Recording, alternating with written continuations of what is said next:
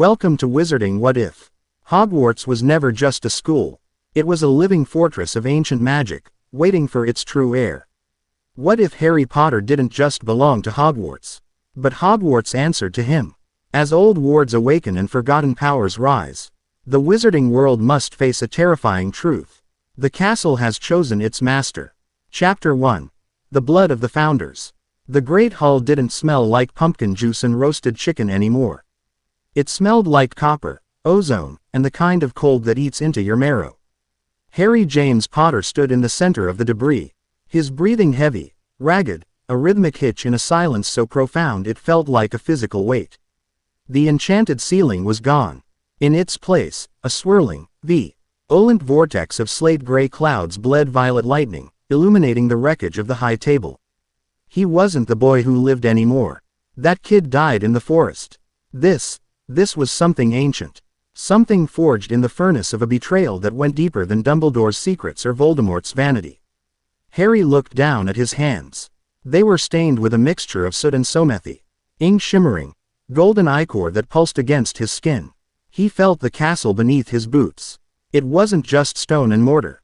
It was breathing. For the first time in 1,000 years, Hogwarts had a heartbeat. And it was synced perfectly to his own.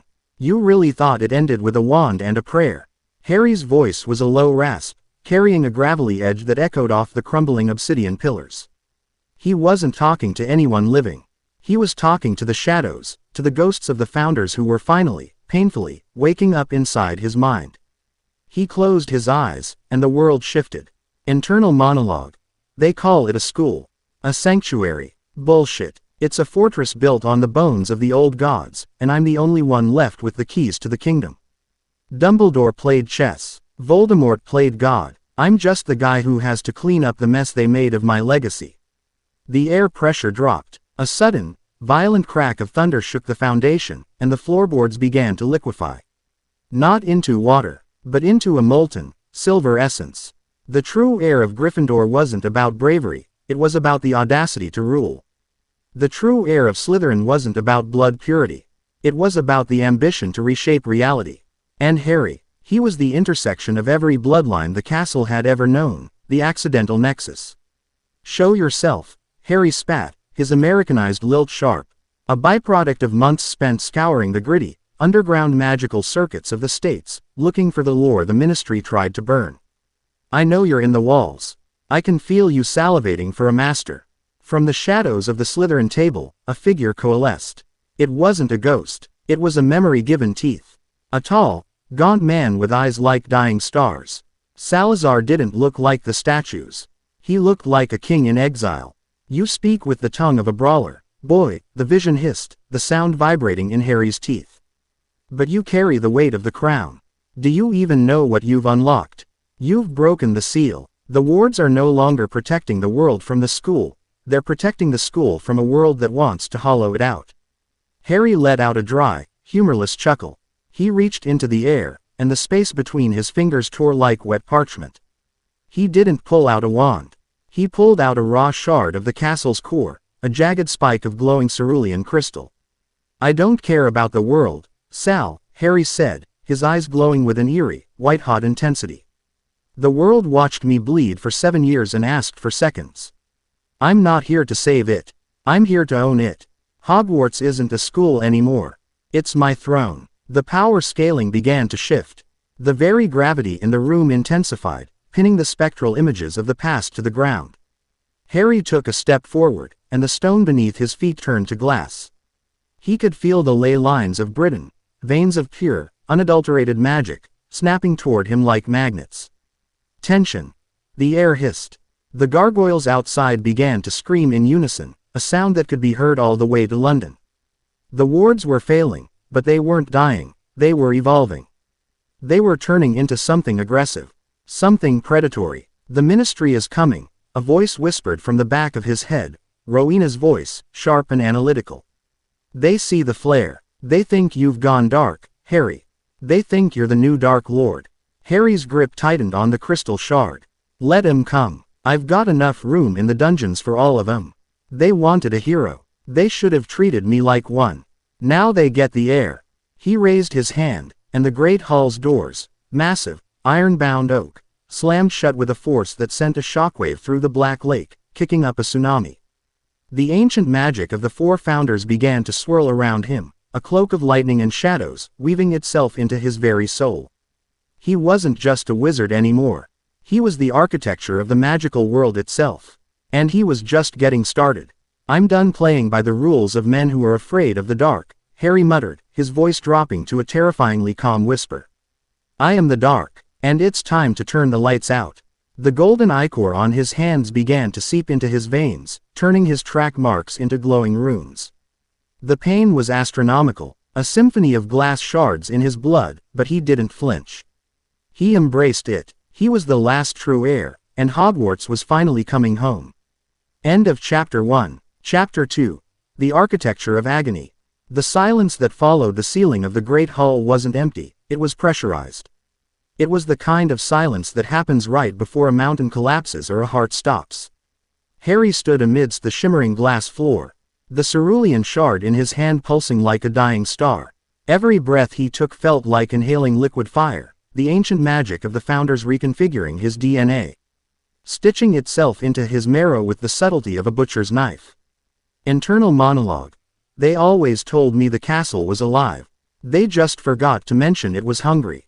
It's been starving for 1,000 years, waiting for someone with enough right of blood to actually open the vein. Well, I'm bleeding. Are you happy now?" Outside, the atmosphere of Scotland had turned toxic. The minister, wise, elite response sabers, the upgraded, militarized version of Aurors, had arrived. Harry could feel them through the soles of his boots. Their boots hitting the grass of the long gallery felt like insects crawling on his skin.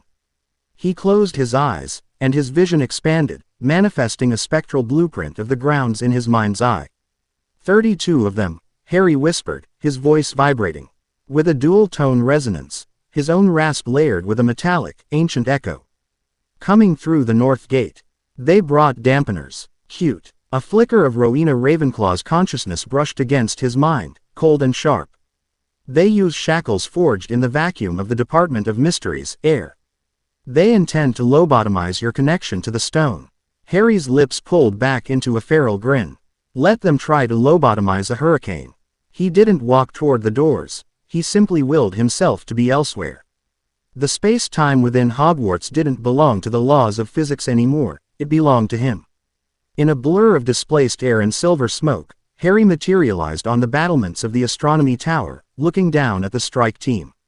They looked like ants in tactical robes, glowing with protective charms that looked like cheap plastic compared to the raw, primordial storm brewing above the castle.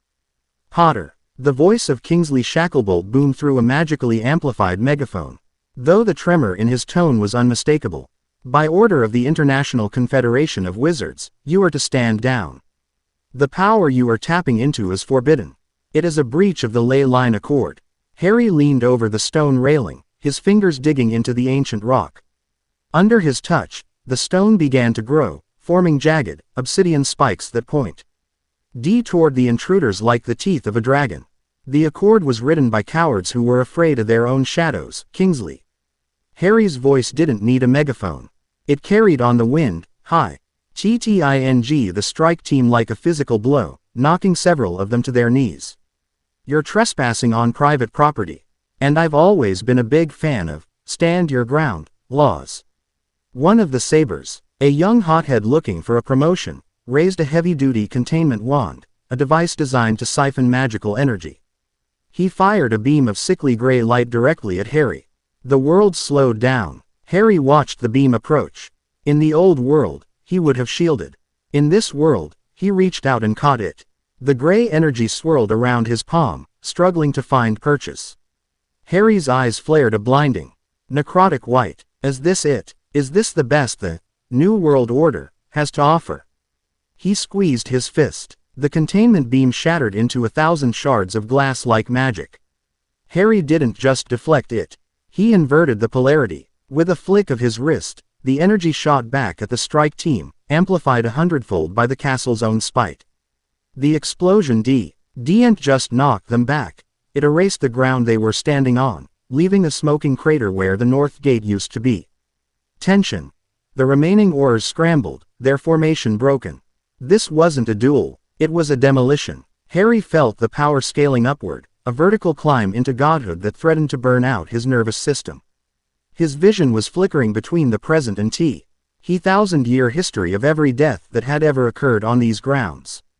"You're killing yourself, Harry," a new voice yelled. Hermione. She was standing at the edge of the Forbidden Forest, her face pale, her wand lowered. She wasn't part of the strike team, but she was there, watching the boy she knew turn into a tectonic plate. The human body wasn't meant to hold the totality of the four. "You're going to detonate." Harry looked down at her. For a split second, the coldness in his chest thawed. But then he felt the itch of the Horcrux scar, long dead, yet still a sensitive nerve ending. He remembered the feeling of being a pig for slaughter. He remembered the cold floor of the forest. "Maybe I am my own," Harry said, his voice softening just enough to be terrifying. "But I'll be the brightest thing this world has seen since the Big Bang. Tell Ron to stay back. I'd hate to see what this magic does to someone who isn't invited." He turned his gaze back to the Ministry forces. He wasn't done. He felt the Slytherin ambition surging, a need to not just defend, but to dominate. He raised both hands to the violet sky. "Hogwarts," he commanded, the word a tectonic shift. "Awake." The very mountains surrounding the school began to groan. The statues didn't just walk, they grew. The Pyre Totem locomotor was no longer a defensive charm, it was an awakening of the earth itself. Massive stone titans, 5 stories tall, began to pull themselves out of the mountainside, their eyes glowing with the same cerulean fire as Harry's shard. The true heir wasn't just a title, it was a command, and as the titans began their slow, thunderous march toward the terrified Ministry ranks, Harry felt the first true taste of the ancient power. It tasted like blood and starlight. End of Chapter 2. Chapter 3. The Ruins of Covenant. The air above Hogwarts didn't just vibrate, it shrieked. As the stone titans, the Goliaths of the Founders, pulled their massive forms from the jagged cliffs of the Highlands. The sheer displacement of mass created a localized hurricane. Harry stood on the precipice of the astronomy tower, his cloak billowing like a shroud of ink. He wasn't even using his muscles to stand anymore. The magnetism of the ley lines held him upright, a puppet of primordial forces. Internal monologue. They call it dark magic when they're scared of the math. But this isn't dark, it's just old. It's the arithmetic of the earth, the geometry of the soul before the Ministry put a leash on it. I can feel every worm in the dirt, every secret whispered in the corridors, and every ounce of fear radiating from the suits on the ground. It's intoxicating. It's a riot in my veins. Below, the Ministry's sabers were no longer a cohesive unit. They were a panicked herd. The sight of 100-foot stone guardian crushing a reinforced armored carriage with a single, slow step tended to ruin the chain of command. Kingsley Shacklebolt was screaming orders into his communication crystal, but the signal was being eaten by the static coming off Harry's skin. "Harry, stop." The voice belonged to Ron. He had emerged from the tree line next to Hermione, his face a mask of disbelief and raw terror. He was holding his wand, but it looked like a toothpick against the backdrop of the literal mountains moving. "This isn't you, mate. Look at what you're doing. You're leveling the place." Harry turned his head. His neck moved with a slow, mechanical precision. His eyes weren't green anymore. They were swirling nebulae of gold and silver, the colors of the Hufflepuff and Ravenclaw seals merging into a blinding white. The place was already a tomb. "Ron," Harry projected, his voice echoing from the very stones under Ron's feet. "I'm just giving it a pulse. Go home." This is the part of the story where the hero realizes the villains had the right idea about the power, they just lacked the stomach to use it. A bolt of red light, a high-output stunner, hit Harry in the chest. It didn't even make him flinch. The spell was absorbed into his skin, the energy fueling the runes etched into his forearms. He looked toward the source, a high-ranking Ministry Inquisitor, a man named Dahl. Ishu's face was twisted in a mask of bureaucratic rage.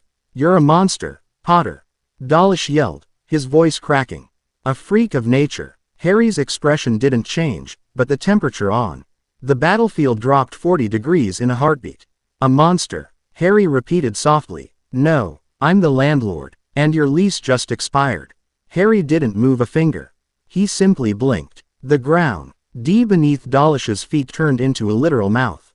The soil and stone unhinged like a jaw, lined with teeth made of jagged flint. With a sickening crunch, the earth swallowed the Inquisitor whole. No blood spray, no scream, just a silent, efficient removal. The earth smoothed over a second later, looking as if no one had ever stood there. The silence that followed was absolute, broken only by rhythmic thud of the stone titan's footsteps. Tension. The remaining sabers dropped their wands. This wasn't combat. This was an erasure. Harry felt a surge of Slytherin's cold pragmatism warring with Gryffindor's fiery wrath. The combination was a lethal, hyper-focused arrogance. He could see the threads of fate, the possible futures, and in almost all of them, the Ministry was a smoldering ruin. "Harry, please," Hermione cried out, taking a step onto the scorched grass. "The magic is changing you. It's rewriting your empathy. You're losing the thing that made you, you." Harry drifted from the tower, descending through the air without the need for a broom or a flight charm. He landed softly, 10 feet from his old friends.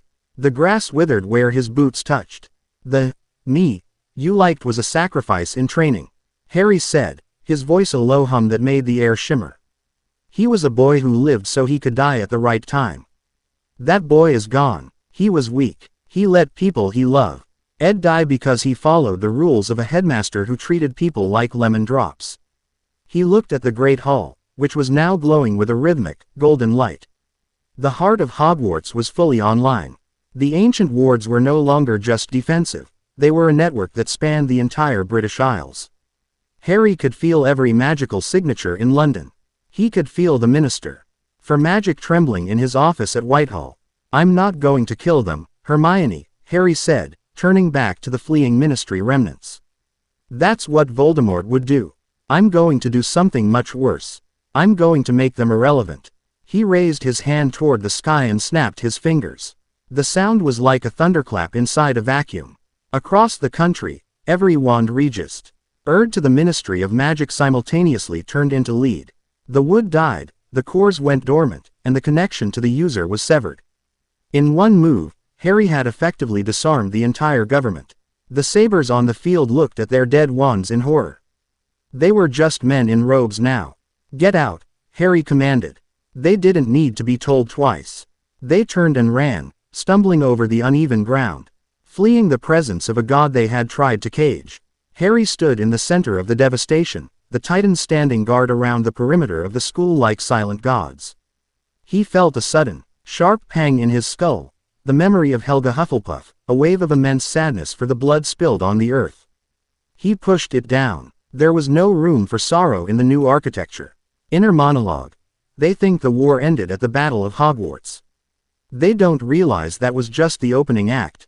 The real war is between those who want to hide the light and the who finally has the courage to burn the world down to see what's underneath."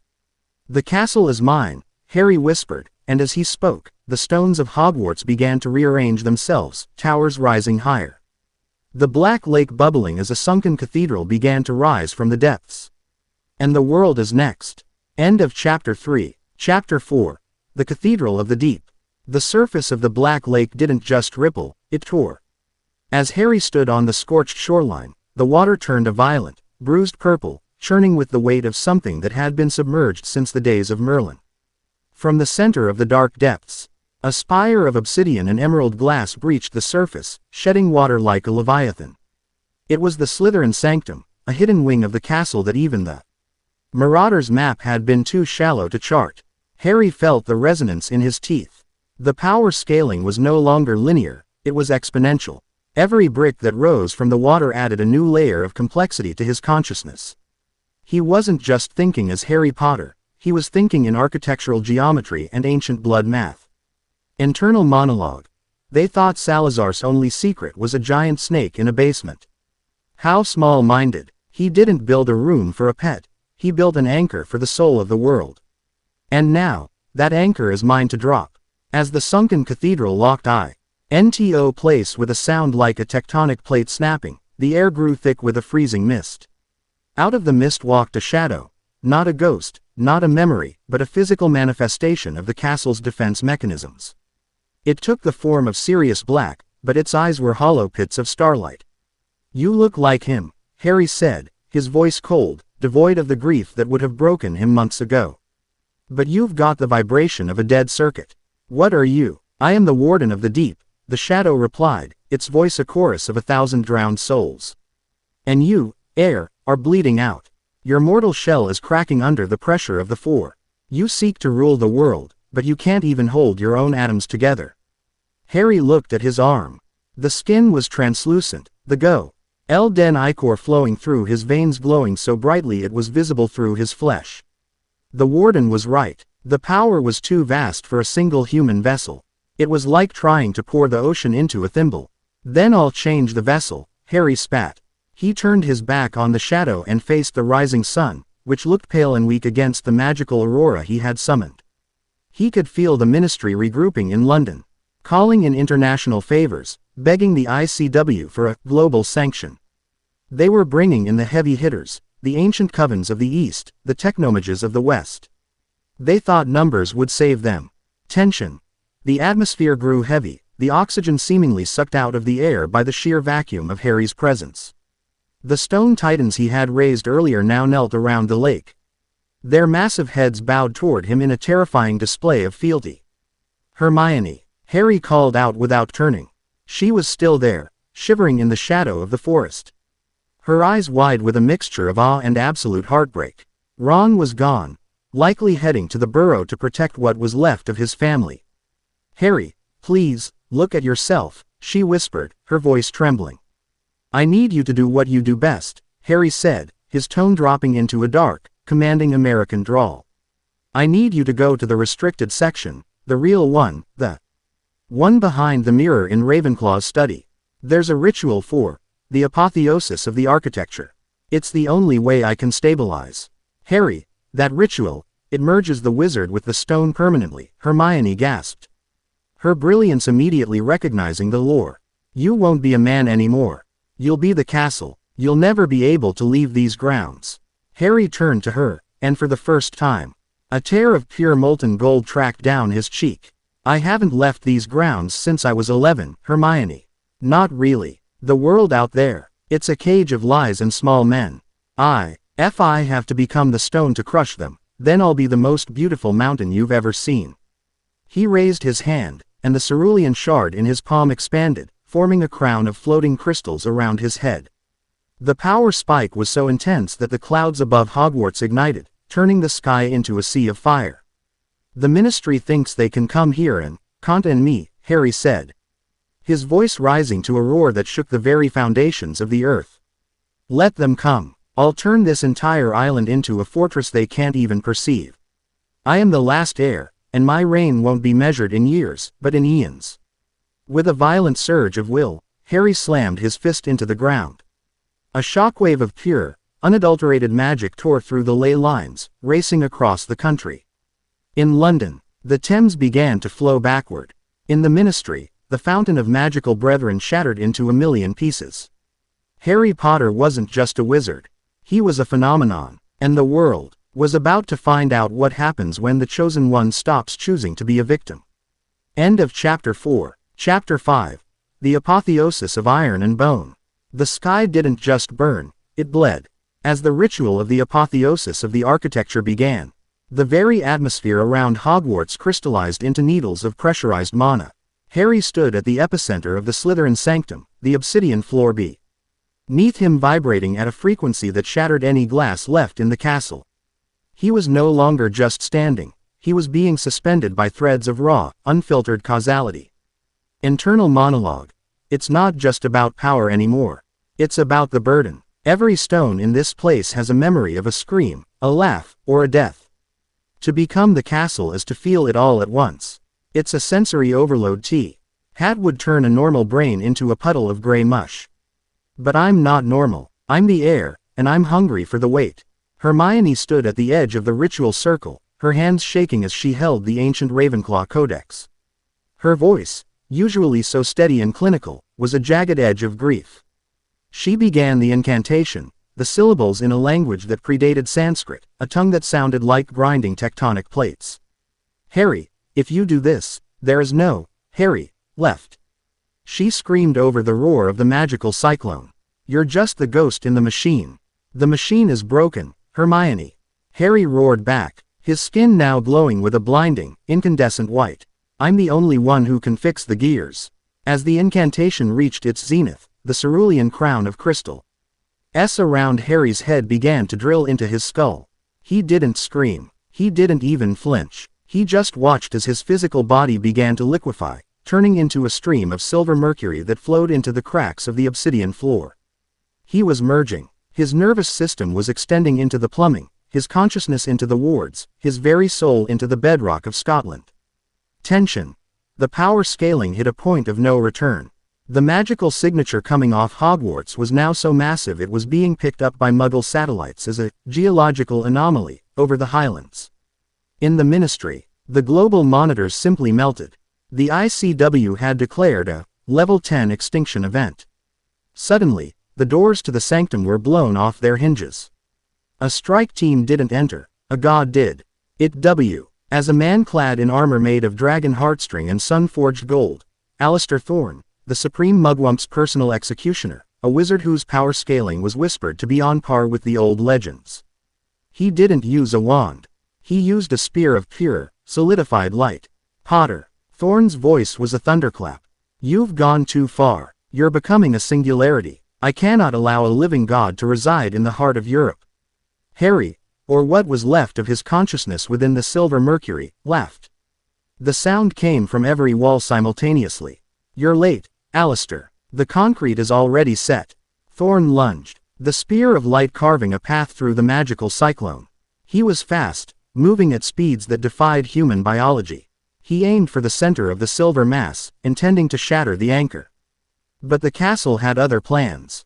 A massive hand made of stone and iron-wrought ivy erupted from the floor, catching the spear midair. The friction alone created a sonic boom that blew out the remaining windows of the Great Hall miles above. Harry's face formed in the silver liquid, a gargantuan, terrifying visage of molten metal. You're fighting the house, Alistair, Harry's voice boomed, vibrating the very atoms of Thorne's armor. And the house always wins. With a flick of his metaphorical wrist, Harry didn't just repel Thorne, he rewrote the gravity in the room. Thorne was slammed into the ceiling, then the floor, then the walls, moving so fast he became a blur of gold and blood. Harry wasn't even trying, he was just calibrating his new limbs. The Ministry sent their best dog, Harry mused, his voice now a chorus of the four founders. But I've outgrown the leash. He reached out with a tentacle of pure energy and snatched the spear of light. He didn't break it, he consumed it. He pulled the light into the silver mercury, using Thorne's own weapon to stabilize the apotheosis. The transformation was complete. The silver liquid settled. The room went silent. Standing where the mercury had been was a figure that looked like Harry, but his skin was the color of polished marble, his hair was a wreath of shifting shadows, and his eyes were two burning pits of the Black Lake's coldest depths. He was taller, broader, and radiated an aura of absolute, crushing authority. He was the living Hogwarts. Inner monologue. I can feel them. Every Auror at the border. Every politician in London. I can see the fear in their marrow. They think they can siege a mountain. They don't realize. I'm not just the mountain. I'm the ground they're standing on. Harry looked at Hermione, who was weeping silently on the floor. He didn't feel the old tug of empathy. He felt responsibility. The cold, hard duty of a king. The first era is over, Harry said, his voice now a perfect, terrifying calm. Tell the world to prepare for the second. The heir has claimed his throne, and the tribute is due. He raised his hand, and the entire castle hummed in a low, minor key. Outside, the stone titans stood up and began to walk toward the borders of the Forbidden Forest. The conquest had begun. End of Chapter 5. Chapter 6. The Sovereignty of Shadows.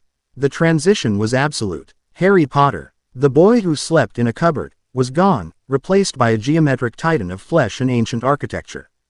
He stood in the center of the sanctum, his marble-white skin glowing with a faint, rhythmic luminescence that pulsed in time with the shifting of the castle's foundations. He could feel the weight of every gargoyle on the ramparts as if they were his own fingernails. He could feel the heat of the fires in the kitchens as if it were his own blood. Internal monologue. It's quiet now. The screaming in my head, the founders, the ghosts, the history, it's all balanced. I'm the fulcrum. I can hear the ministry's heart rate from 500 miles away.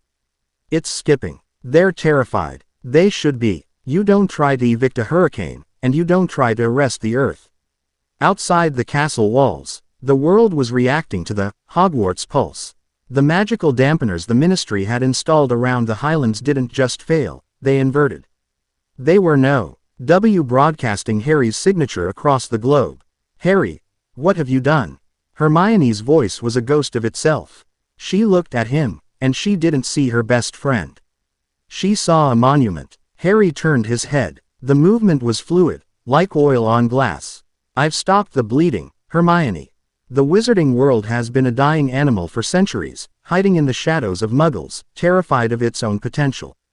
I'm just giving it a reason to stand up. He stepped forward, and the obsidian floor didn't just support him, it rose to meet his stride.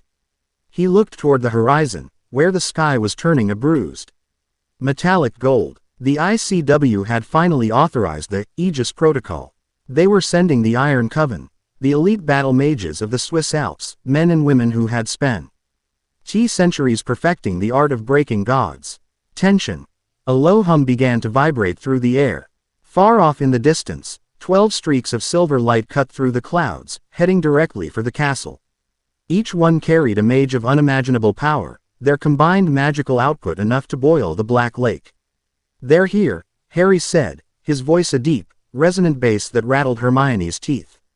The old world's last gasp. He didn't reach for a wand. He reached for the air. As the Iron Coven breached the outer wards, they didn't find a boy or a wizard. They found a fortress that had become a predator. The stone titans Harry had awakened didn't just attack, they manipulated the very space around the mages. Gravity became a suggestion. The air turned into a viscous gel. One of the mages, a woman clad in silver-threaded silk, unleashed a starfire curse, a spell capable of leveling a city. The white-hot beam slammed into the castle's main spire. Harry didn't flinch. He absorbed the impact. He felt the heat, the destructive intent, and he simply processed it. He rerouted the energy through the ley lines, feeding it into the Great Hall's floor. My turn, Harry whispered. He clenched his fist. The space around the 12 mages constricted. It wasn't a physical squeeze, it was a dimensional collapse. The Iron Coven found themselves trapped in bubbles of distorted time. In their reality, seconds were turning into centuries. They stood frozen in midair, their expressions of confidence turning into masks of eternal agony as they realized they weren't fighting and they were fighting a fundamental force of nature. They're not dead, Harry said to the empty air, though he knew the ministry was listening through their shattered crystals. They're just archived. I'll keep them as gargoyles. A reminder of what happens when you try to storm my gates. He looked down at his marble hands. A small crack had formed on his left palm, a reminder that even with the apotheosis, the human soul was never meant to hold this much true magic. The power scaling was starting to tear at the seams of reality. I need more, Harry muttered, his eyes glowing with an intense, predatory green. The castle is a throne, but the throne needs a kingdom. I'm taking Hogsmeade tonight. By dawn, the ministry falls. Inner monologue. I can taste their fear. It's metallic. It's sweet. For years, I was the one who was afraid. Afraid of the dark, afraid of the prophecy, afraid of losing my friends. Now, I'm the thing the dark is afraid of. I'm the prophecy's final period. He looked at Hermione one last time. Stay inside the wards. The world out there is about to get very, very loud. With a sudden, violent burst of speed, Harry ascended through the ceiling, the stone parting for him like water. He stood on the highest point of the highest tower, his silhouette etched against the burning sky. He threw his arms wide, and the shadows of the castle expanded, stretching out for miles. Swallowing the landscape in a darkness that didn't just block light, it consumed it. The siege of the world had begun, and the last heir was leading the charge. End of Chapter 6. Chapter 7. The Architecture of Conquest. The village of Hogsmeade didn't stand a chance. It wasn't a battle, it was a reclamation. As Harry descended from the sky, the shadows of Hogwarts followed him like a living cape. stretching over the snowy peaks until the village was plunged into a premature, unnatural midnight. The air grew dense, tasting of old parchment and cold iron. Harry landed in the center of the high street. The cobblestones didn't just crack, they rearranged themselves into a mosaic of the Peverell crest. He stood there, his marble skin reflecting the dim light of the lanterns, a god in a hoodie and shadows. Internal monologue. They used to come here for butterbeer and jokes. They used to hide here from the cold. Now, they're hiding from me. I can hear their pulses behind the boarded-up windows of the 3 broomsticks. Thump thump, thump thump. It's the rhythm of a world that knows its time is up. A squad of iron-clad enforcers, the ministry's final line of defense, stepped out from the mist. These weren't just wizards. They were augmented, their bodies fused with silver plating to resist the very magic Harry wielded. They didn't speak. They fired a synchronized volley of null light bolts, designed to strip a magical being of its essence. Harry didn't move. He didn't even raise a hand. As the bolts reached him, they simply stopped. They hung in the air, vibrating violently, before turning into black sand that fell harmlessly to his feet. Harry looked at the lead enforcer, a man whose eyes were replaced with glowing blue crystals. "You brought machines to a soul fight," Harry said, his voice a low vibration that caused the windows of Honeydukes to shatter simultaneously. "That was your first mistake. Your second was thinking the ministry still exists." He snapped his fingers. The silver plating on the enforcers' bodies began to scream. The metal didn't melt. It remembered where it came from. The iron in the alloy was pulled toward the earth, the silver toward the moon.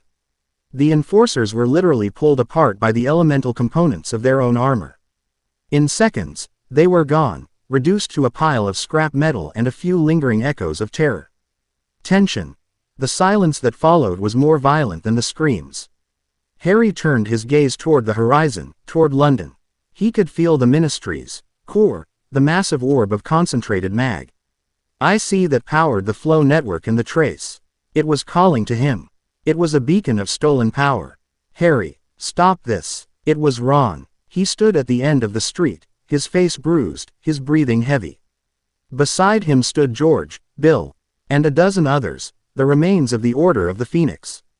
They weren't wearing ministry colors. They were wearing the colors of a rebellion that had lost its way.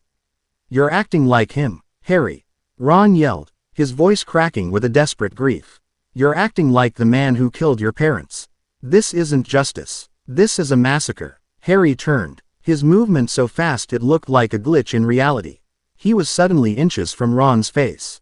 The temperature dropped so low that Ron's breath froze into ice crystals midair. Voldemort wanted to rule because he was afraid of death. Harry whispered, his eyes 2 burning pits of cerulean fire. "I want to rule because I'm the only one who isn't afraid of the truth. The world you want to save is a lie, Ron. It's a cage with velvet curtains. I'm just taking the curtains down. You're killing people." Ron spat, his hand trembling on his wand. "I'm erasing obstacles," Harry corrected. "There's a difference. I gave them a choice. I gave the world a choice. They chose to send executioners. They chose to treat the air like a disease." He looked at the group behind Ron. "Go home. If you're standing in my way when the sun hits the ministry spire, you're just part of the rubble." With a sudden surge of power, Harry didn't just walk, he expanded. He became a pillar of dark energy that shot into the sky, tearing through the atmosphere. The shockwave leveled every chimney in Hogsmeade, a final, brutal signature of his presence. Inner monologue. The human part of me, the boy who liked Quidditch and warm fires, is screaming. But the stone part of me, the part that is Hogwarts, it's humming a victory song. The foundations are set, the crown is heavy, and London is waiting to be rebuilt in my image. As he flew toward the heart of the magical government, the clouds parted to reveal a fleet of ministry airships, their hulls inscribed with ancient protective runes. They looked like toys. Harry flew through them without slowing down, his aura of true magic shredding their hulls like paper. He didn't need a wand. He didn't need a plan. He was the inevitability of 1,000 years of suppressed power finally finding its vent. The Ministry of Magic was about to see its last sunrise. And Harry James Potter was the one bringing the dawn. End of Chapter 7. Chapter 8. The Collapse of Whitehall. The sky over London didn't turn dark, it turned the color of an old bruise. Harry hung in the air above the Ministry's secret entrance, a silhouette of absolute gravity. Below him, the Muggle world went on in a blissful, ignorant haze, but the magical veil was shredding. The red telephone box that served as the gateway was no longer a prop, it was a weeping wound of white light, leaking the panic of 1,000 bureaucrats. Internal monologue. They're down there scurrying like rats in a flooding basement.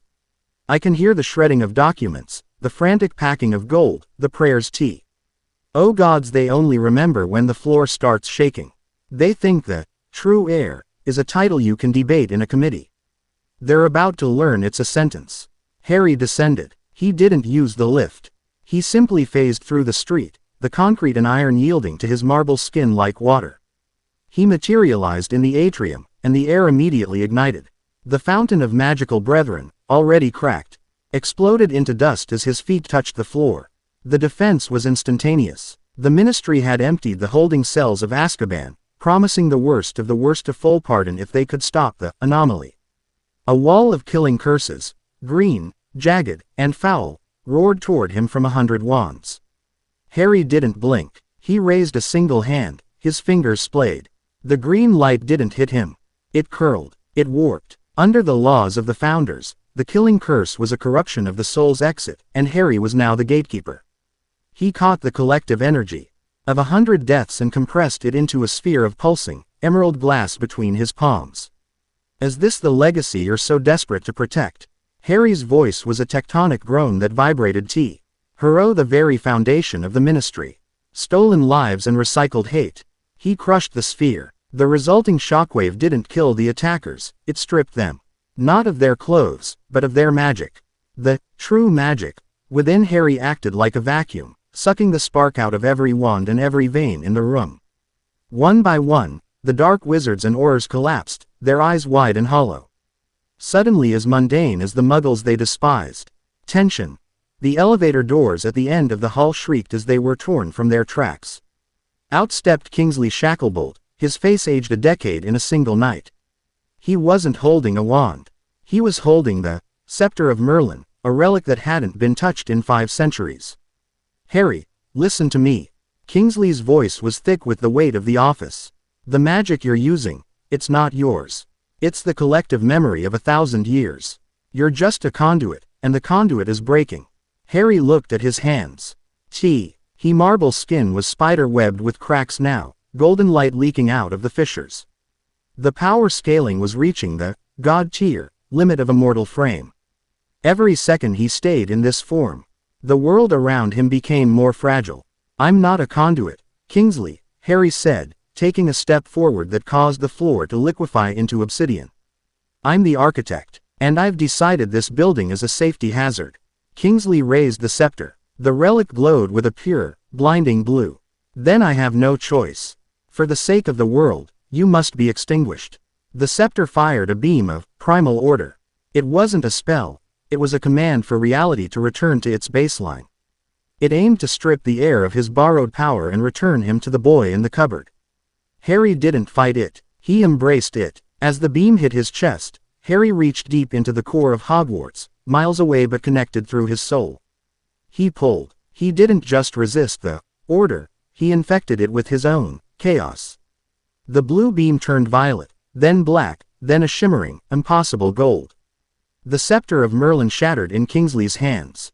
The era of kings is over, Harry whispered, appearing behind Kingsley in a flicker of displaced light. The era of the stone has begun. He placed a hand on the minister's shoulder. Kingsley didn't die, he simply turned to stone, a perfect, silent statue, a permanent fixture of the new ministry. Harry looked up at the ceiling, through the layers of earth and bureaucracy. Hogwarts, he commanded, claim your annex. From the floor of the atrium, massive roots of living stone erupted, tearing through the levels of the ministry. The Department of Mysteries was breached, its temporal tanks shattering, its prophecies turning into a choir of screaming voices. The Ministry of Magic wasn't being destroyed, it was being digested.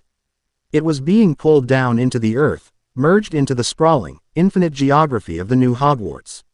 Inner monologue. I can feel the change. The island is shifting. The ley lines are rerouting to the highlands. London is no longer the heart. I've moved the pulse. I am the center of the world, and the world is finally coming to its senses. As the last of the ministry's lights flickered out, Harry stood alone in the wreckage, his form glowing brighter as his body continued to crack. He had won. The government was gone. The world was his. But in the silence of the collapsing building, he heard a heartbeat that shouldn't be there. A heartbeat that sounded like his own, but older. Colder. You did well, boy. A voice hissed from the shadows of the shattered veil. You built the throne. Now, let the real king sit on it. End of Chapter 8. Chapter 9. The Spectre of the Crown. The heartbeat wasn't a sound. It was a physical displacement of air. As the ruins of the ministry settled into the hungry earth, a figure stepped through the tattered remains of the Veil of Death. He didn't walk. He glided. The very shadows of the Department of Mysteries clinging to his hem like loyal hounds. It was Salazar Slytherin, but not the memory Harry had faced in the sanctum. This was the primal echo, the raw, unfiltered intent of the man who had first dreamt of a throne built on blood. Internal monologue. I should have known. You don't just inherit a kingdom without the old king coming to collect the tax. He's been waiting in the spaces between seconds, watching me do the heavy lifting. He let me break the ministry so he could walk into the vacuum I created. Smart. Brutal. Exactly what I would have done. Harry stood his ground, his marble skin glowing with a violent, flickering gold as the cracks across his chest widened. The power scaling in the room was now so dense that the air itself was turning into liquid. You're a long way from home. Salazar, Harry said, his voice a low, dangerous rumble that caused the stone roots around them to coil like vipers. And I don't remember inviting you to the coronation. Salazar tilted his head, his eyes two voids of absolute nothingness. You speak of coronations, boy, but you are merely the mason. You have prepared the stone. You have gathered the power. But your soul, it is still too, Potter. Too fragile, too full of the light that breeds weakness. Salazar raised a hand, and the shadows in the room solidified into blades of obsidian. The true heir doesn't just claim the power. He consumes the source. You are holding the four in a delicate balance. I am the fifth element, the will to endure the dark. The first founder lunged. He didn't use a wand. He moved like a localized tear in reality. Tension. The clash was silent. When Harry's marble fist met Salazar's shadow palm, the shockwave didn't produce sound, it produced an erasure of existence. A 10-foot radius around them simply ceased to be, leaving a void of white nothingness in the center of the collapsing ministry. Harry felt his grip on the castle's consciousness slip. Salazar wasn't attacking his body. He was hacking his connection to the stone. He was trying to rewrite the architecture of the soul that Harry had spent the last 8 chapters building. Get out of my head, Harry roared. He tapped into the Gryffindor fire. Not the bravery of a lion, but the rage of a sun. A pillar of white-hot flame erupted from Harry's core, incinerating the shadows and pushing Salazar back toward the veil. The heat was so intense it began to melt the stone roots of the new Hogwarts annex. You think rage is enough? Salazar hissed, his form flickering but remaining unbroken. I built the dungeons of your mind. Harry, I know where you hide your secrets. I know the boy who still cries for his mother in the dark. Give me the crown, and I will bury that boy forever. The bow. Why is the only thing keeping me from becoming a monster like you? Harry spat, his eyes bleeding golden light. He realized then that the apotheosis wasn't complete. He had merged with the stone, but he hadn't mastered the ghosts. To be the last true heir, he had to be more than a vessel, he had to be a judge. Inner monologue. He's right about one thing. I'm cracking. Not because the power is too much, but because I'm trying to hold on to a humanity that doesn't fit in this body anymore. If I want to beat him, I have to stop being Harry. I have to be the institution.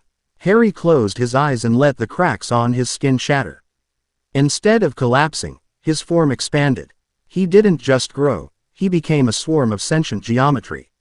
He wasn't a man or a marble statue anymore, he was a localized manifestation of Hogwarts itself. Thousands of spectral ravens, Ravenclaw, a tide of golden earth, Hufflepuff, a roar of crimson fire, Gryffindor, and a coil of emerald shadow, Slytherin, merged into a single, towering entity of God tier, law. He reached out with a hand made of 1,000 years of history and grabbed Salazar by the throat. "You are a part of me," the entity Harry spoke, his voice the sound of a mountain moving. "But you are not the master of me. You are a floorboard. You are a cold draft in a hallway. You are a memory, and I am the living record." With a surge of absolute authority, Harry didn't destroy Salazar. He integrated him. He pulled the primal echo into his own essence, filling the hollow cracks in his marble skin with the cold, hard ambition of the first founder. The balance was finally struck. The fifth element was seated. The Ministry of Magic was gone. In its place, a massive, obsidian spire now pierced the London skyline, a secondary heart for the new Hogwarts. Harry, now whole, his marble skin smooth and shimmering with a dark, iridescent sheen, stood atop the spire. He looked out over the city. The Muggles were looking up in terror. The wizards were hiding in the shadows. "The transition is complete," Harry whispered, his voice carried to every ear on the planet by the wind. "The ministry has fallen. The king is dead. Long live the stone." Tension. In the distance, across the ocean, the American Makusa and the Eastern Covens were mobilizing their God-killer weapons. They saw the spire. They saw the birth of a magical empire. And they were preparing to strike. Harry didn't care. He felt the weight of the crown, and it felt light. He had the power of the founders, the ambition of Salazar, and the soul of a boy who had nothing left to lose. "Let them come," Harry said, a dark, cinematic smile playing on his lips. "I've got plenty of stone to build more graves." End of Chapter 9. Chapter 10. The Global Eclipse. The air over the Atlantic didn't just chill, it curdled. As Harry stood atop the obsidian spire in the heart of London, he felt the ripples in the planetary ley lines. The God-killer weapons weren't myths. From the CED bunkers of Makusa in New York to the hidden pagodas of the Yangtze, the old world was screaming in a unified, desperate voice. They weren't fighting for justice, they were fighting for the status quo, a world where magic was a secret kept in dusty ledgers. Internal monologue. "I can feel the satellites turning their cold, glass eyes toward me. I can feel the American star siphon charging up, a weapon that burns through the atmosphere just to snuff out a single soul. They think I'm a target. They don't realize I'm the coordinate system. You can't shoot the horizon." Harry's new form, the iridescent marble skin pulsing with the integrated shadow of Salazar, hummed. He wasn't just the king of Hogwarts, he was the sentient map of the magical world. He raised his hand, and the sky over London began to fold. Not like paper, but like a complex piece of origami. Space was bending. "Hermione, I know you're watching through the castle's eyes," Harry murmured, his voice echoing in the great hall hundreds of miles away. "Watch the sky. This is how you win a war without firing a single spell." The Makusa strike began. 3 Aegis-class, orbital projectiles, carved from anti-magic tungsten and inscribed with containment runes, dropped from the stratosphere at Mach 20. They were designed to punch through any shield, physical or metaphysical. Harry didn't look up. He simply reached out and plucked at a thread of reality. As the projectiles hit the London airspace, they didn't explode. They slowed down. They didn't just decelerate. They entered a localized time dilation field. To the observers in Washington, the missiles simply vanished. To Harry, they were hanging in the air like ornaments, their kinetic energy being siphoned off to power the new streetlights of his obsidian city. "My turn to reach back," Harry whispered. He closed his fist, and across the globe, the power scaling shifted violently. Every magical government's secret core, the hidden batteries of stolen power used to maintain the statute of secrecy, began to leak. In New York, the Woolworth building groaned as its foundations turned to liquid silver. In Paris, the hidden ministry beneath the Place de Furstenberg was pulled upward, the cobblestones erupting as the earth rejected the secrecy. Harry wasn't attacking them, he was summoning them. Tension. The world was witnessing a literal, global eclipse. A massive, shimmering veil of violet and gold magic began to wrap around the planet, originating from the Hogwarts spire. It wasn't a shroud of darkness, it was a net. Harry was pulling every magical node on Earth toward the Highlands. "Potter, stop this madness." The voice came from a holographic projection, a joint transmission from the world's remaining leaders. "You are breaking the world. The Muggles. They can see everything. The statue is dead. The statue was a shroud for a corpse, Harry replied, his image appearing on every reflective surface on the planet. Mirrors, windows, phone screens. I'm not breaking the world. I'm waking it up. Magic isn't a secret to be kept. It's the blood of this planet. And I'm the heart that pumps it. Suddenly, the ground beneath the London spire shook. Not from an attack, but from the sheer mass of the incoming magical structures. The Makusa headquarters, the French ministry, the German Hexenhaus, they were being physically dragged through the earth and the, in-between, space. Merging into the ever-expanding architecture of Harry's new world. Harry's marble skin began to glow with a blinding, terrifying heat. The integration of Salazar had given him the will, but the integration of the world's magic was testing the limits of his divinity. A single drop of golden sweat hit the obsidian roof, and it burned a hole 10 feet deep. I can see it all now, Harry whispered, his eyes turning into windows to the multiverse. The lies, the wars, the potential. We were meant to be more than this. Inner monologue. The power is screaming. I tease a billion voices all demanding to be heard. If I slip for even a millisecond, the planet cracks like an egg. But I won't slip. I was forged in a cupboard under the stairs for this very moment. I know how to hold my breath in the dark. As the sun began to set, the geography of the British Isles had changed forever. Hogwarts was no longer a castle in the Highlands, it was a continental hub, a sprawling, impossible metropolis of stone, light, and ancient law that spanned from the Scottish peaks to the heart of London. The world was no longer divided into magical and Muggle. There was only the kingdom of the stone. Harry looked up at the moon, which now reflected the violet glow of his new world. He felt the presence of the other founders, Gryffindor's pride, Ravenclaw's logic, Hufflepuff's loyalty, all aligning under his singular, absolute will. The world is one house now, Harry said, his voice a global tremor. And I've just locked the doors. But in the far reaches of the Forbidden Forest, where the old magic still held its breath, something ancient and forgotten began to stir, a power that didn't come from the founders, but from the void they had tried to keep out. End of Chapter 10. Chapter 11. The Void Beyond the Vestibule. The global hum of Harry's new empire was a symphony of order, but in the deepest, lightless pockets of the Forbidden Forest, the music was being swallowed by a vacuum. As Harry stood atop his transcontinental spire, he felt a sudden, sharp needle of cold pierce his marble chest. It wasn't the cold of ice, it was the cold of absence. Internal monologue. I've mastered the stone. I've mastered the blood. I've even eaten the shadows of the men who built this world. But there's a gap in the ledger. The founders didn't just build a school to teach, they built a dam. And by claiming all the power for myself, I've let the water level drop too low. Something from the outside is looking for a way in. Harry's vision shifted. The violet gold aurora of his global net flickered. Down in the roots of the world, where the Scottish bedrock met the ancient, nameless tectonic plates, a crack was forming. It wasn't a physical fissure, it was a conceptual one. The old ones, the entities that existed before the first wand was carved from an elder tree, were sensing a breach. The apotheosis had made Harry a god of the earth, but it had left the heavens, and the voids between them, unguarded. Harry. The sensors in the Department of Mysteries, they're not just screaming, they're melting. Hermione's voice echoed through the stone, amplified by the castle's new nervous system. Something is bypassing the wards. It's not magical, Harry. It's nothingness. Harry didn't respond with words. He stepped off the spire and fell. He didn't fly. He let gravity reclaim him, accelerating until he was a streak of iridescent light. He slammed into the center of the Forbidden Forest with the force of a meteor, leveling a mile of ancient trees. In the center of the crater, the air was bleeding black ink. A void stalker began to pull itself through the tear.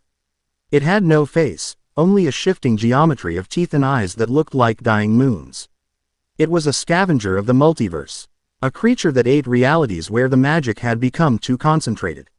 You're a long way from the outer dark, Harry said, his marble skin cracking as he forced his power to scale into the cosmic tier. The golden light leaking from his veins turned a fierce, defensive white.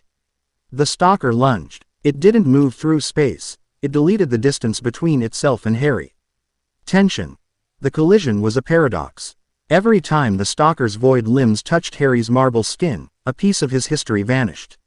He forgot the name of his first broom. He forgot the taste of treacle tart. The creature wasn't killing him, it was unmaking him, bit by bit, starting with his humanity. "You want to eat a king?" Harry roared, his voice shaking the stars. "Then choke on the crown." Harry reached into the core of his being, past Salazar's ambition and Rowena's logic. He reached for the one thing the void couldn't digest.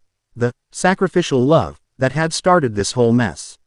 He infused that raw, messy human emotion into the architectural power of the founders.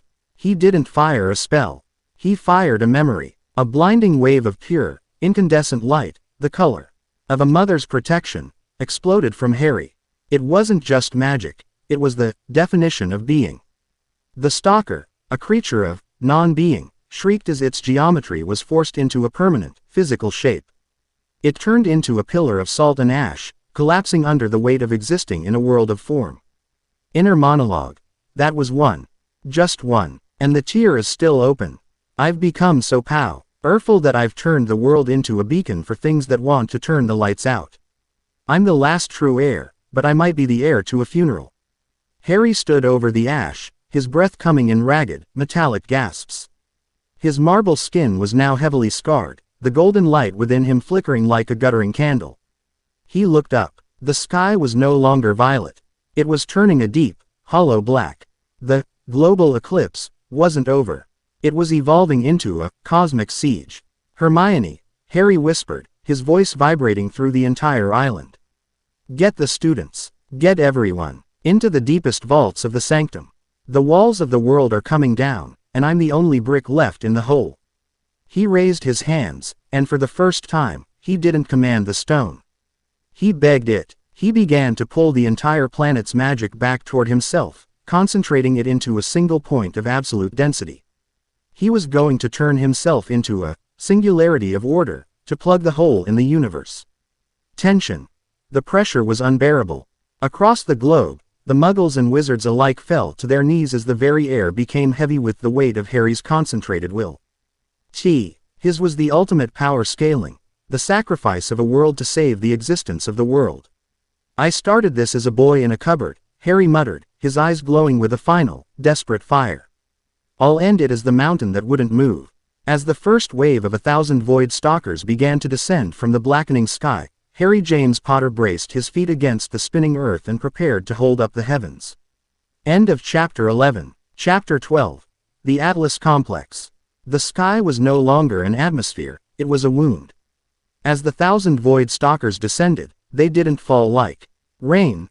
They fell like the end of a thought. Each one was a jagged shard of anti-reality, a localized collapse of the laws of physics. Harry stood in the center of the forbidden forest, his feet buried 3 feet deep into the bedrock of Scotland.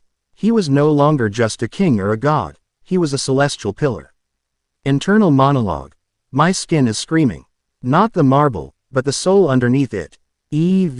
Every time I pull more magic from the planet to reinforce the barrier, I feel a piece of the world go quiet. I'm dimming the sun to keep the monsters in the dark. It's a zero-sum game, and the house is running out of chips. Harry's arms were raised toward the zenith, his fingers splayed as he wove a web of absolute law. The golden ichor leaking from his cracks wasn't just blood anymore, it was liquid history. It was the collective isness of every person who had ever lived, used as a grout to fill the cracks in the universe. "You don't get to eat this." Harry's voice wasn't a sound, it was a gravitational wave. It rippled outward, causing the descending stalkers to shudder and slow. "This world is flawed, it's bloody, and it's small, but it's mine. And I don't give up my toys." One of the larger stalkers, a mass of shifting obsidian teeth the size of a cathedral, slammed into Harry's upward-facing palms. The impact didn't just shake the forest, it shifted the Earth's axis by 3 degrees. Harry's knees buckled, the marble of his legs spider webbing with deep, dark fissures. Tension. The power scaling had reached its terminal velocity. Harry was no longer using magic, he was using existence itself. In the deep vaults of the sanctum, Hermione watched the soul monitors. Harry's signature was no longer a spike, It was a flatline of such high frequency that it looked like a solid wall. Harry, the core is overheating. Hermione's voice projected directly into his frontal lobe. If you take any more of the ley line energy, the planet's crust will stabilize into a permanent, frozen block. You're turning the Earth into a statue to save it. Then it'll be a beautiful statue. Harry roared back, his teeth beginning to glow with the same white-hot intensity as his eyes. He looked up at the stalker pressing down on him. He could see into its eyes, into the infinite, hungry nothingness that had consumed a trillion other worlds. It didn't hate him. It didn't even acknowledge him. He was just a stubborn atom in the way of its meal. That lack of recognition sparked the final, most dangerous part of Harry's heritage, the Potter spite. You think I'm just a snack? Harry hissed, his voice dropping into a register that made the atoms of the trees vibrate. I'm the guy who survived the killing curse twice. I'm the guy who walked into a forest to die and came back with a crown. I'm the glitch in your system. Harry didn't push back. He inhaled. He opened his soul, the part that had integrated Salazar, the part that held the weight of Hogwarts, and he stopped being a barrier. He became a vacuum. He began to suck the void into himself. The stalker's geometry began to distort, its jagged edges being pulled toward Harry's chest. It shrieked, a sound that was the literal era's roar of music, as it was dragged into the marble vessel. Harry was no longer just holding up the sky, he was eating the storm. Inner monologue. It tastes like ash and forgotten names. It's trying to unmake me from the inside out. But there's a secret about being the last true heir. To hold the power of the founders, you have to be big enough to contain their contradictions. I am the brave coward, the brilliant fool, the loyal traitor. I am a paradox, and a paradox is the only thing a void can't swallow. As the cathedral-sized entity disappeared into Harry's chest, his form underwent a terrifying transformation. The iridescent marble turned into a translucent, star-flecked obsidian. His hair became a halo of cold, black fire. He wasn't the living Hogwarts anymore. He was the sentinel of the gap. The remaining 999 stalkers paused. For the first time in their eternal existence, they felt a sensation they didn't have a concept for: hesitation. Harry stood in the crater, his breath coming in slow, rhythmic pulses of violet smoke. He looked up at the black sky, and with a single, deliberate snap of his fingers, he inverted the global eclipse. The violet gold net he had wrapped around the world didn't just shine, it exploded inward. It acted like a celestial trap, dragging every void stalker out of the sky and pinning them to the Scottish earth. Chapter 12 is about the weight, Harry whispered, his eyes now two spinning galaxies. And I've decided to share the load. He slammed his hands into the ground. The earth didn't just shake, it rose. The tone titans he had built earlier were infused with the captured void energy, turning them from stone guardians into void walkers, under his command. The siege was turning, but the cost was visible. Ari's physical form was starting to fade at the edges, becoming as ephemeral as a ghost. He was winning the war for the world, but he was losing his place in it. End of Chapter 12. Chapter 13. The Weight of the Empty Throne. The Scottish Highlands were no longer a landscape, they were a graveyard for the laws of physics. As Harry stood in the epicenter of the crater, his form flickered between a lit obsidian monument and a translucent vapor of starlight. The 999 void stalkers were no longer predators.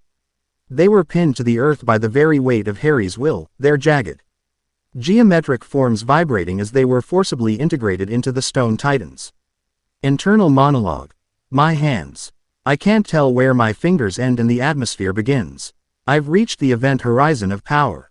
I saved the world from the outside, but now the world is trying to expel me like a foreign object. I'm too heavy for reality. I'm a diamond trying to sit on a soap bubble. The sky above the new Hogwarts metropolis was a bruised, shimmering violet.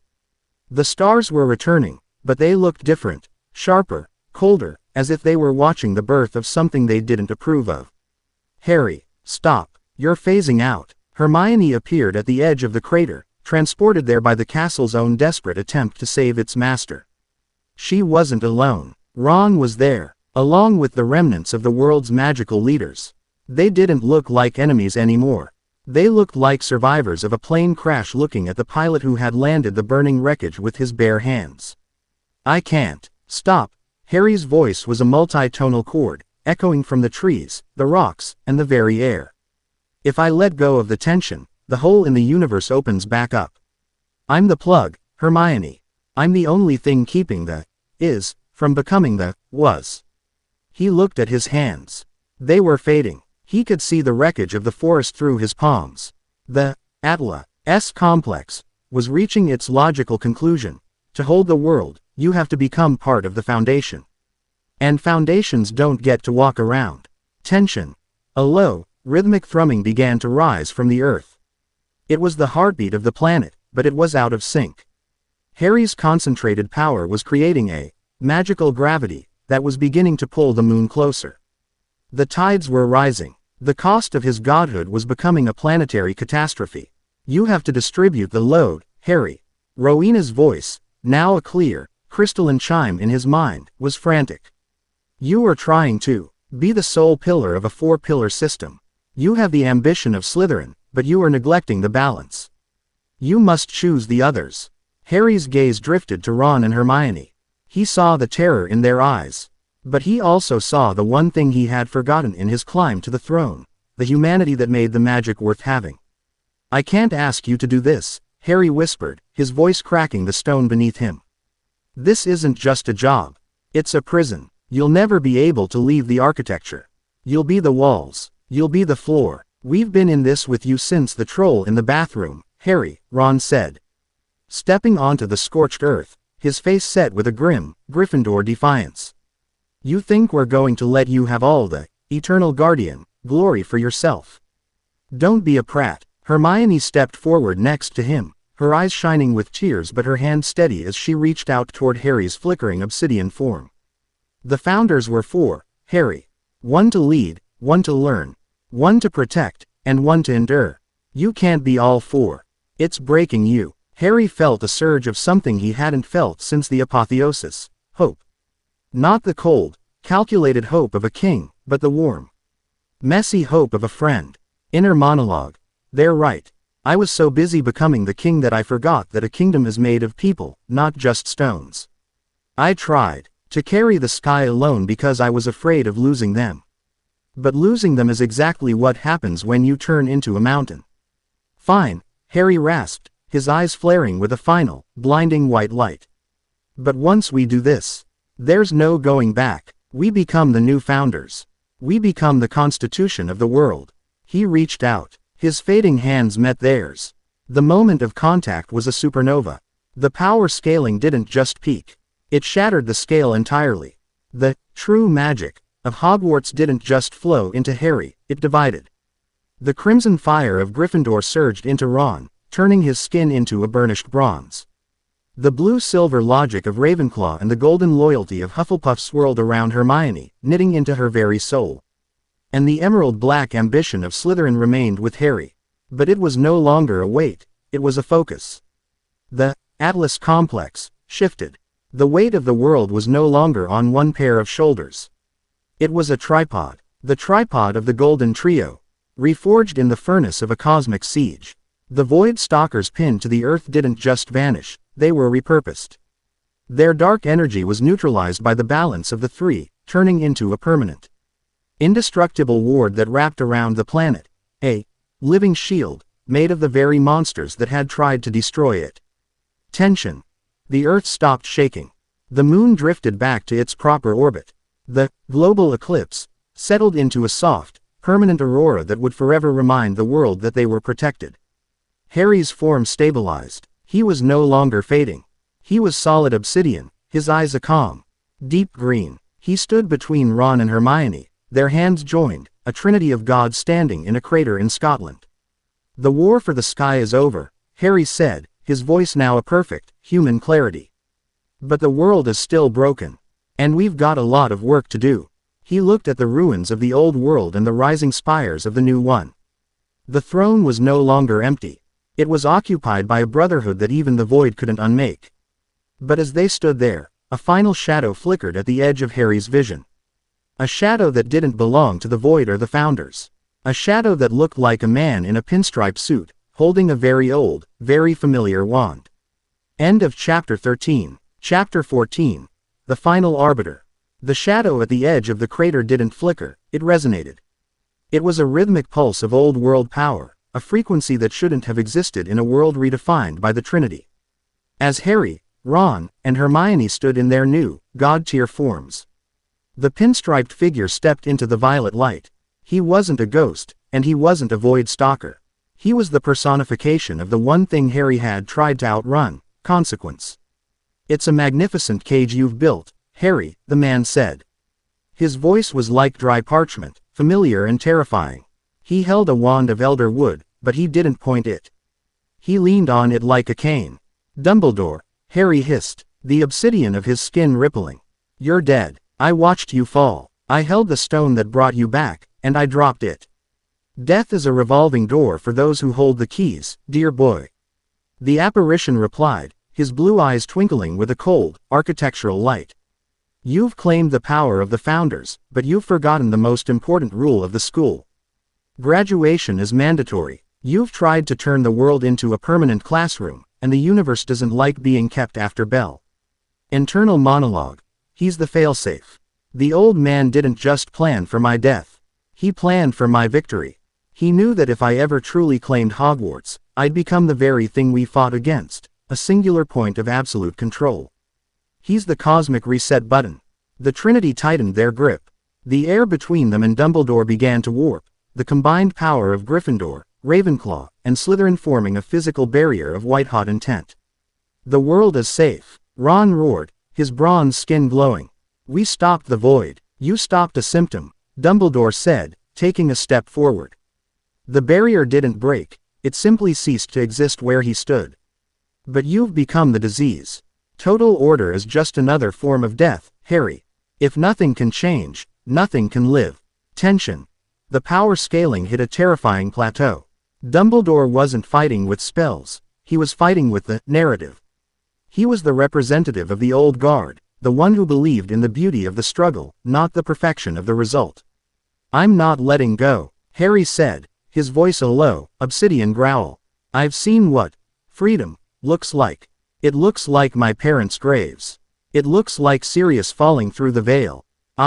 They built a world where that doesn't happen anymore." "Then you've built a museum, not a world," Dumbledore countered.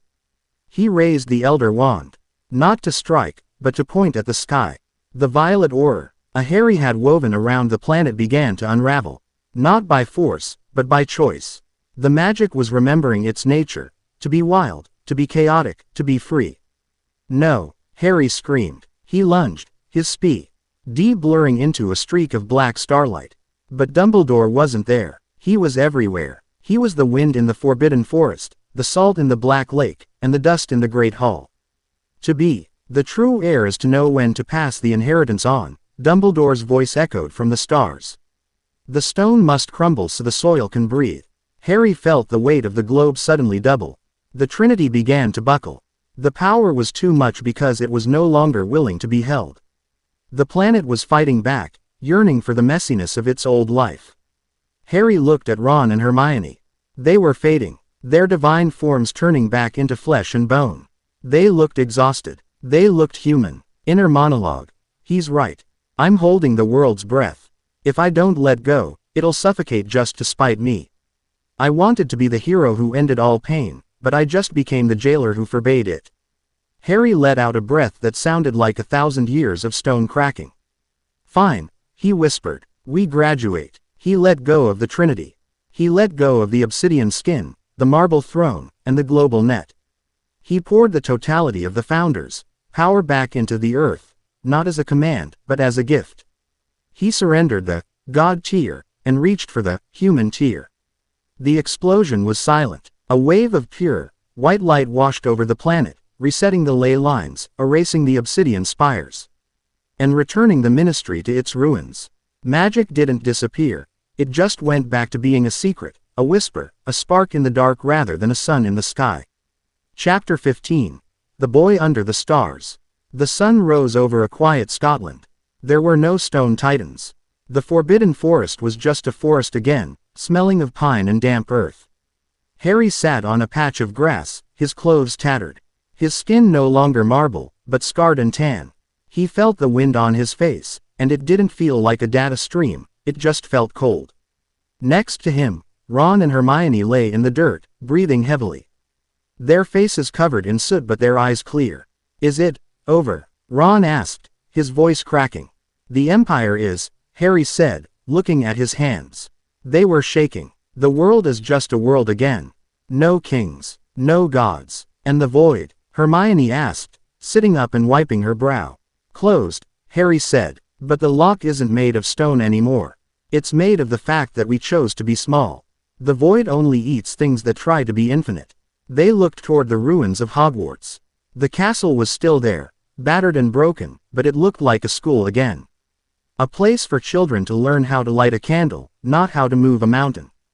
Inner monologue. "I lost the crown. I lost the immortality. I'm just Harry again, a guy with a messy past and a very uncertain future. And for the first time in my life, I don't feel like I'm waiting for the next chapter. I'm just living this one." A shadow fell over them. Not Dumbledore, but the morning sun. Harry stood up, his bones aching, his heart light. He reached out and helped Ron and Hermione to their feet. "What now?" Ron asked. Harry looked toward the horizon, where the Muggles were waking up in London. Unaware of how close they had come to becoming statues in a perfect gallery. "Now," Harry said, a small, genuine smile finally breaking across his face. "We go find some breakfast. I'm starving." They walked toward the castle. Three friends against the backdrop of a new, imperfect, and beautiful day. The last true heir had claimed his power, used it to save the stars, and had the wisdom to give it all back. The story of the boy who lived was over. The story of the man who chose to live had just begun. End of story.